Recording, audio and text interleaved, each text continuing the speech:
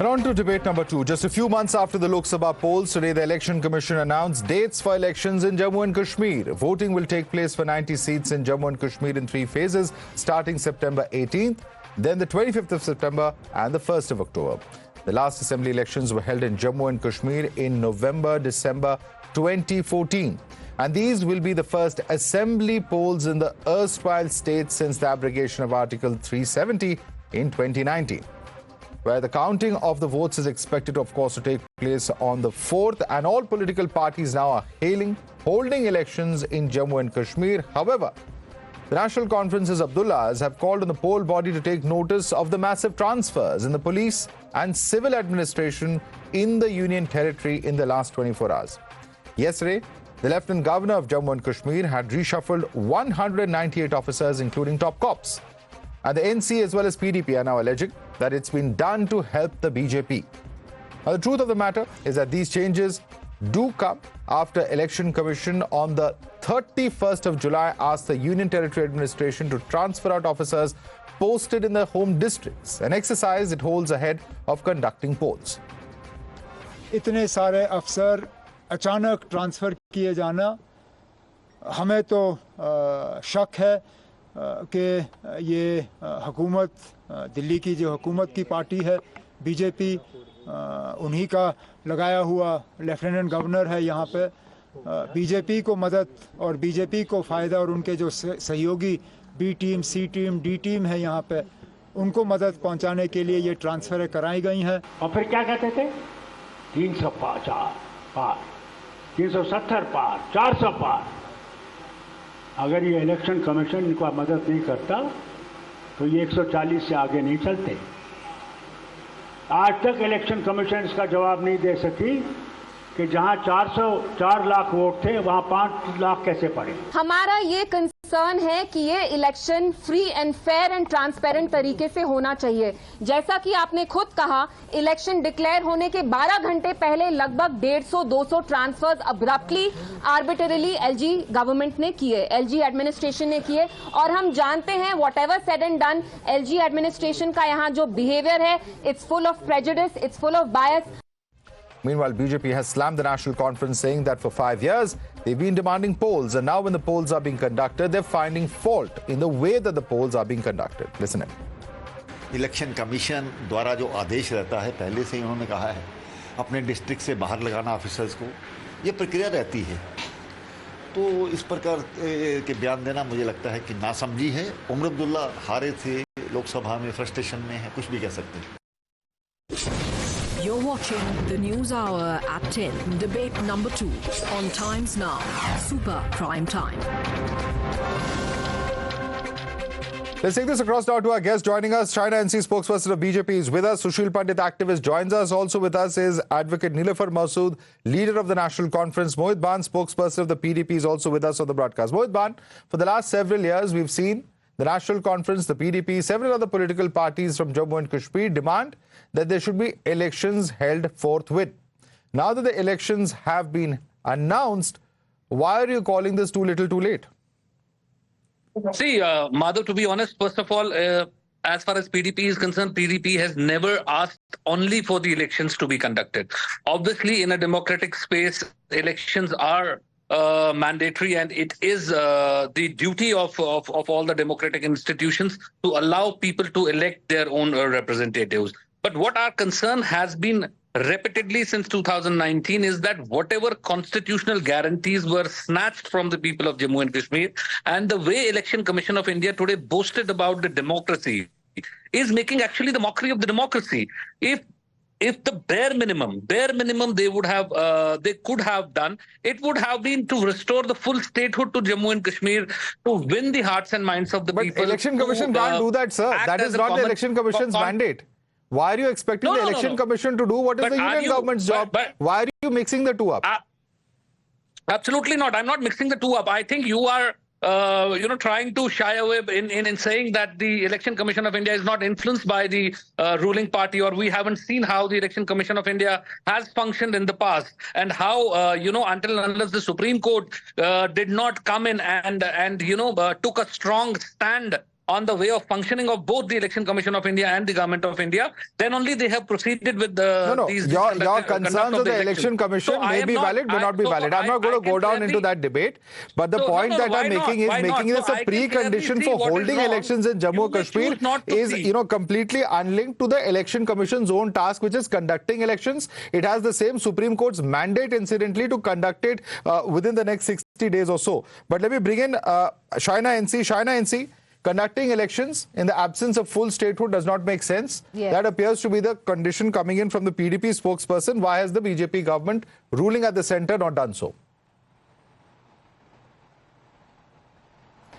Firstly, let me please say that the Election Commission has announced that there will be utmost security for Jammu and Kashmir. We know that it is going to be a three-phase election. You have 87 lakh voters and you have 3.7 lakh first-time voters.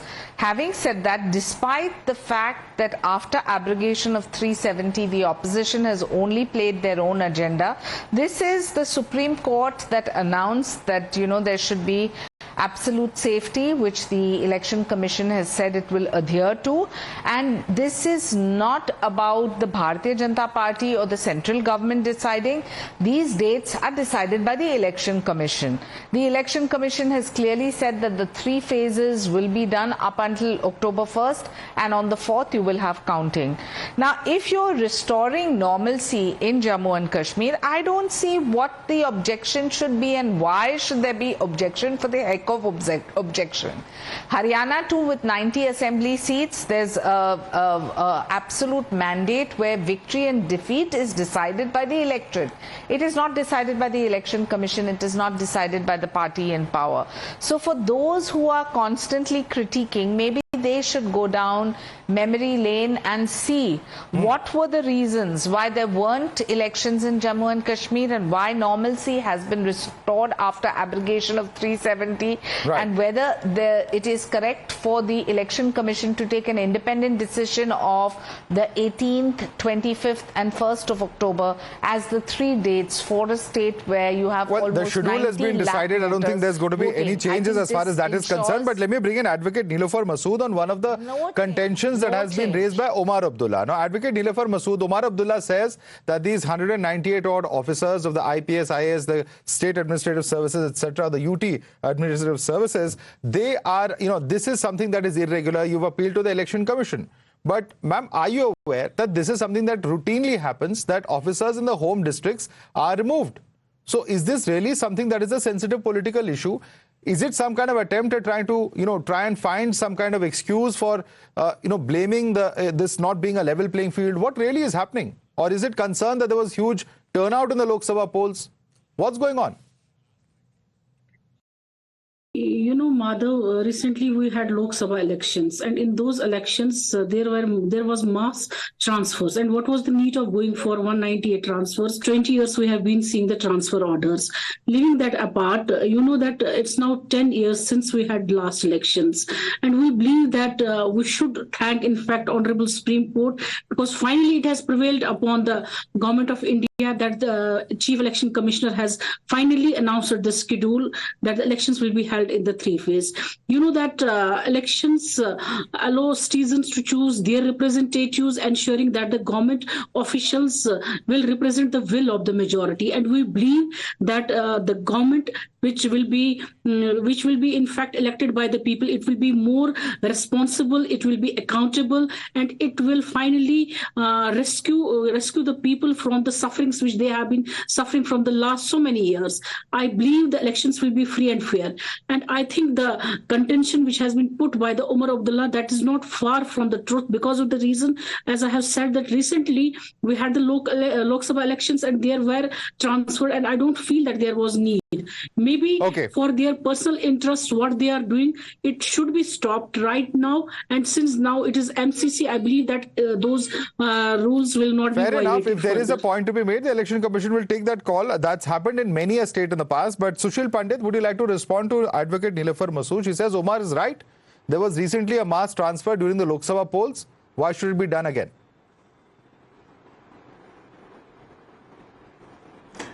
I don't think that's an issue at all, and we shouldn't be wasting our time on that. It's a red herring. I wish to make 3 specific points, Madhav, and please allow me to, because this is important from the point of view of Kashmiri Hindus who've been expelled and stay expelled for the last 35 years. Point number 1. 99.9% of us Hindus do not live in the valley anymore ever since our expulsion in 1989-90. Therefore, these elections are irrelevant. We feel left out, abandoned, and completely ignored by these polls because most of us are not on the electoral rolls there.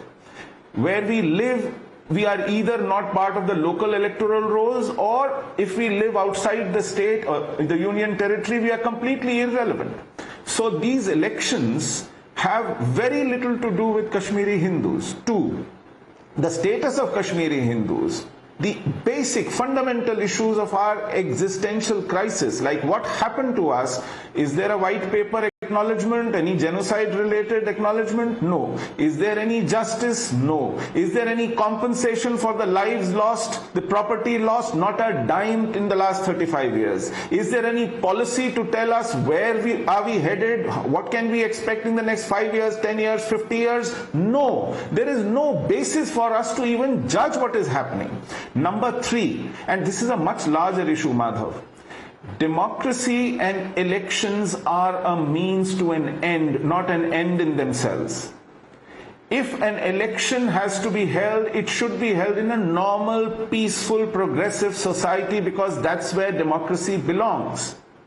If you are going to hold elections in order to legitimize jihadis in the legislatures, then this is actually chopping your nose, chopping your feet. You're going to create a much bigger problem. Well, and if this is going to be allowing subversives to come into the system and destroy it from within, as they did every time they were elected, then I'm afraid this is a catastrophe waiting to happen. Well, I don't think anybody can second guess. I don't think anybody can second guess, given that the Supreme Court, the Election Commission are all seized of the matter. There has been a political vacuum for 5 years. Elections are taking place over a gap of nearly 11 years. But let me put one simple question across. Advocate Nilafar Masood, for 5 years we've seen Mr. Abdullah, both Mr. Omar Abdullah, Mr. Farooq Abdullah, Mehbooba Mufti, all of them saying why are elections not held, why are elections not held, and that has been repeated time and again. Yet when the Election Commission comes to visit them in Srinagar, they say, no, we will not meet you, we will send our junior representatives. If you don't engage with the process, if you're going to boycott the process, then do you have any moral authority to complain? This is basically the concern which we are registering. We are ready for the elections, and we have been asking for the election. Not only the election, but the restoration of the statehood also, because it is not empowering the LG. But when you don't talk to Election Commission, then you will say that we have concern. How will your problems be resolved if you don't take it up with EC? Ma'am, your concerns may be legitimate. I'm not questioning that. But then at least engage. At least put them across. If you don't even do that, and then you sit and complain and complain and complain, everyone, democracy, everyone has a right to be heard. All that is fine. But in this particular case, it's a bizarre situation where for 5 years, parties are sitting and complaining. And when Election Commission finally reaches Srinagar, you don't engage with them at the highest level. I think that's the unfortunate irony of what we are seeing. I'm sorry, completely out of time. Shaina NC, Sushil Pandit, Advocate Nilafar Masood, Mohit Ban, thanks so much for joining us. All eyes on what the people of Jammu and Kashmir will do as far as this election is concerned. And whichever party they may elect, certainly the larger hope is that democracy and the complaints of democracy being undermined in Jammu and Kashmir, those complaints at least would once and for all end. Thanks so much for joining us this evening.